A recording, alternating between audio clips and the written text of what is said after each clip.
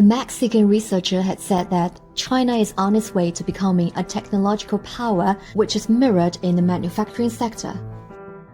Sí, mucho se dice de que China es una potencia o está encaminada a ser una potencia tecnológica y se refleja en la parte de las manufacturas.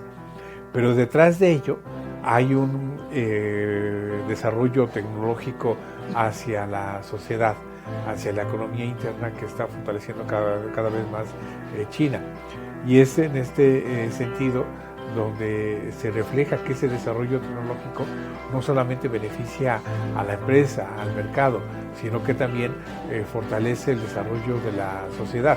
Y es en este sentido donde se encamina hacia este triángulo de la competitividad, lo que es el desarrollo tecnológico vinculado a la sociedad, una empresa con herramientas tecnológicas más fuertes, pero también un valor agregado tecnológico de calidad global hacia las empresas, hacia las manufacturas.